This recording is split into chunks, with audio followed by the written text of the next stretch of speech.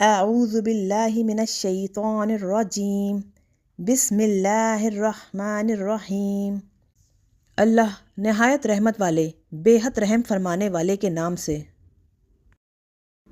یہ سب رسول ہم نے ان کے بعض کو بعض پر فضیلت دی۔ ان میں کسی سے اللہ نے کلام فرمایا اور کسی کو سب پر درجوں بلندی عطا فرمائی، اور ہم نے مریم کے بیٹے عیسیٰ کو روشن نشانیاں دیں، اور روح القدس جبرائیل سے ہم نے اس کی مدد فرمائی، اور اگر اللہ چاہتا تو ان کے بعد والے آپس میں نہ لڑتے، اس کے بعد کہ ان کے پاس کھلی نشانیاں آ گئیں، لیکن انہوں نے اختلاف کیا تو ان میں سے کوئی ایمان لایا اور کوئی ان میں سے کافر ہو گیا۔ اور اگر اللہ چاہتا تو وہ آپس میں قتال نہ کرتے، مگر اللہ کرتا ہے جو چاہے۔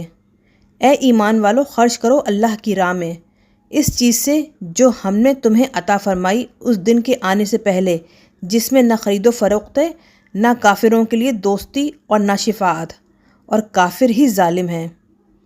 اللہ ہے جس کے سوا کوئی عبادت کے لائق نہیں، وہ خود زندہ دوسروں کو قائم رکھنے والا ہے، نہ اسے اونگ آئے اور نہ نیند۔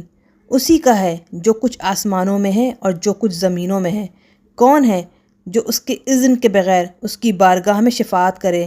جانتا ہے جو ان کے سامنے ہے اور جو ان کے پیچھے، اور وہ احاطہ نہیں کر سکتے اس کی معلومات میں سے کسی شے کا مگر جتنا وہ چاہے۔ سما لیا اس کی کرسی نے آسمانوں اور زمینوں کو، اور ان کی حفاظت اس پر بھاری نہیں، اور وہی ہے بلند بڑی عظمت والا۔ دین میں زبردستی نہیں، بے شک خوب ظاہر ہو چکی ہے ہدایت گمراہی سے۔ تو جو شیطان کے حکم کا انکار کرے اور اللہ پر ایمان لائے تو بے شک اس نے ایسا مضبوط دستہ تھام لیا جو کبھی ٹوٹنے والا نہیں، اور اللہ خوب سننے والا خوب جاننے والا ہے۔ اللہ مددگار ہے ایمان والوں کا، نکالتا ہے انہیں تاریکیوں سے روشنی کی طرف، اور جنہوں نے کفر کیا ان کے دوست شیطان ہیں، وہ انہیں روشنیوں سے تاریکیوں کی طرف نکالتے ہیں، وہ دوزخی ہیں، وہ اس میں ہمیشہ رہیں گے۔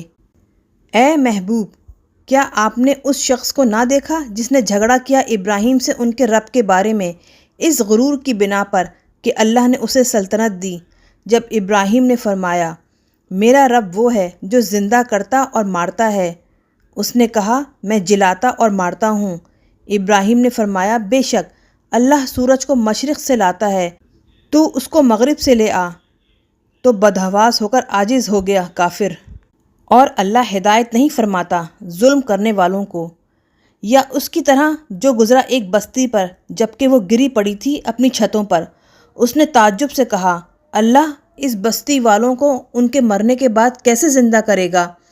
تو اللہ نے 100 برس تک اسے مار دیا، پھر زندہ کر کے اسے اٹھایا اور فرمایا کتنی مدت تو ٹھہرا؟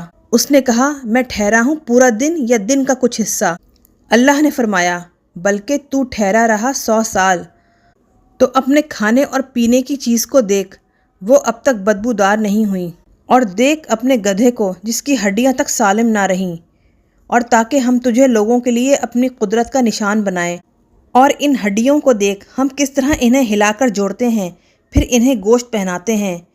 پھر جب قدرت کا نشان اس کے لیے ظاہر ہو گیا تو اس نے کہا کہ میں یقین رکھتا ہوں کہ اللہ جو چاہے اس پر قادر ہے۔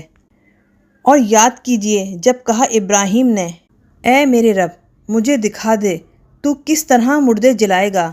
اللہ نے فرمایا کیا آپ کو یقین نہیں؟ عرض کی کیوں نہیں؟ مگر اس لیے کہ میرا دل مطمئن ہو جائے۔ تو فرمایا 4 پرندے لے کر انہیں اپنی طرف مانوس کر لیجئے، پھر ذبح کر کے ان کے جسم کا ایک ایک ٹکڑا ہر پہاڑ پر رکھ دیجئے، پھر انہیں بلائیے، وہ آپ کے پاس دوڑتے ہوئے آ جائیں گے، اور یقین رکھیے کہ بے شک اللہ بہت غالب ہے، بڑی حکمت والا۔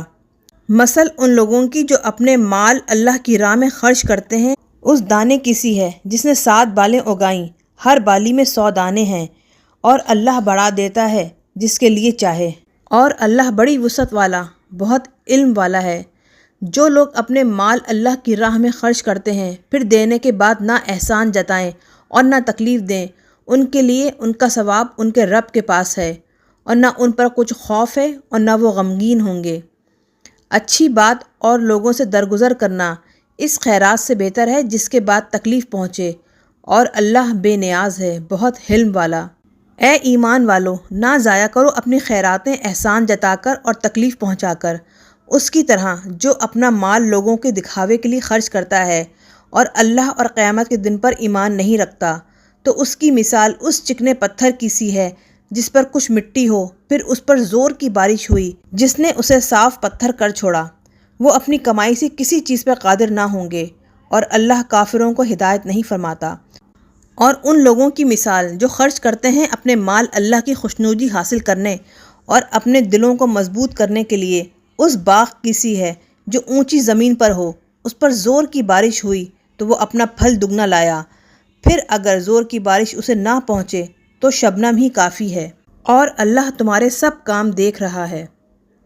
کیا تم میں سے کوئی پسند کرے گا کہ اس کے پاس ایک باغ ہو کھجوروں اور انگوروں کا جس کے نیچے نہریں جاری ہوں، اس کے لیے اس میں ہر قسم کے پھل ہوں، اور اسے بڑھاپا پہنچ گیا ہو اس حال میں کہ اس کے کمزور بچے ہوں، تو اسے گرم ہوا کا ایک بگولا پہنچا جس میں آگ تھی تو وہ باغ جل گیا؟ اسی طرح اللہ تمہارے لیے آیتیں بیان فرماتا ہے تاکہ تم فکر سے کام لو۔ اے ایمان والوں، اللہ کی راہ میں اپنی کمائی ہوئی پسندیدہ چیزوں میں سے خرچ کرو، اور ان چیزوں میں سے جو ہم نے تمہارے لیے زمین سے پیدا کی، اور اللہ کی راہ میں ناقص چیزوں کے دینے کا ارادہ نہ کرو کہ تم اس سے خرچ کرتے ہو حالانکہ تم خود اسے لینے والے نہیں، مگر یہ کہ تم اس میں چشم پوشی کر لو اور جان لو کہ اللہ بے نیاز ہے، بہت حمد کیا ہوا۔ شیطان تمہیں ڈراتا ہے تنگ دستی سے اور حکم دیتا ہے بے حیائی کا، اور اللہ تم سے وعدہ فرماتا ہے اپنی بخشش اور فضل کا، اور اللہ بڑی وسعت والا ہے، خوب جاننے والا ہے۔ حکمت عطا فرماتا ہے جسے چاہے، اور جسے حکمت دی گئی تو بے شک اسے بہت بھلائی عطا کی گئی، اور نصیحت نہیں قبول کرتے مگر عقل والے۔ اور جو بھی خرچ تم اللہ کی راہ میں کرو یا اللہ کے لیے کوئی منت مانو تو بے شک اللہ اسے جانتا ہے، اور ظالموں کا کوئی مددگار نہیں۔ اگر تم ظاہر کر کے خیرات دو تو وہ کیا ہی اچھا ہے، اور اگر تم اسے چھپاؤ اور فقیروں کو دو تو وہ تمہارے لیے بہت بہتر ہے، اور ایسا کرنا تمہارے کچھ گناہوں کو گھٹا دے گا، اور اللہ تمہارے سب کاموں سے خبردار ہے۔